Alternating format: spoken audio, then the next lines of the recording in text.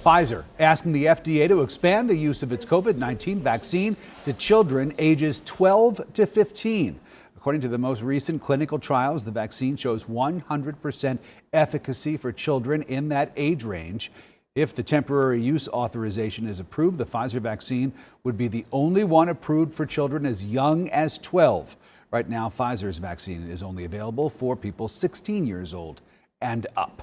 Well, vaccinations in part of Forsyth County are paused after more than half a dozen people had a bad reaction to the Johnson & Johnson one-dose vaccine. At least one of the people who received that vaccine went to the hospital. CBS 46's Brittany Edney live at the Cumming Fairgrounds where it all happened. Brittany, I'm sure some folks are very concerned tonight.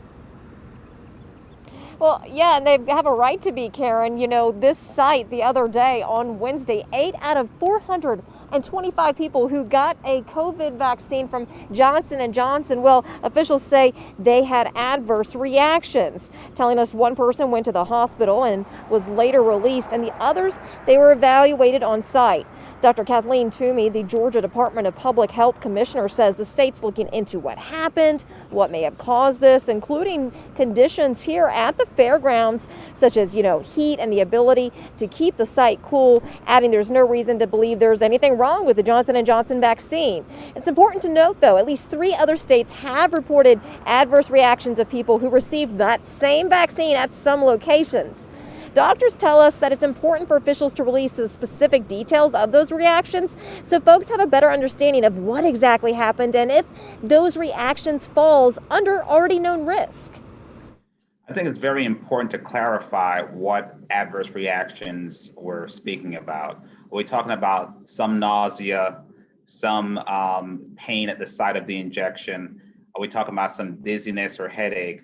That's a lot different than someone having an allergic reaction, which would be more concerning, of hives, rashes, or even some shortness of breath.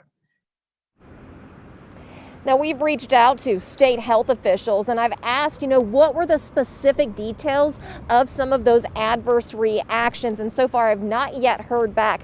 We also did get a response from Johnson & Johnson, though. They told us that when they receive reports of adverse reactions, that they put all that information together. They send it out to the appropriate health officials and agencies, and they also send it to the U.S. Food and Drug Administration. Coming up in the next hour, hear more from doctors and experts on the vaccine. Reporting live in Forsyth County, I'm Brittany Edney, CBS 46 News.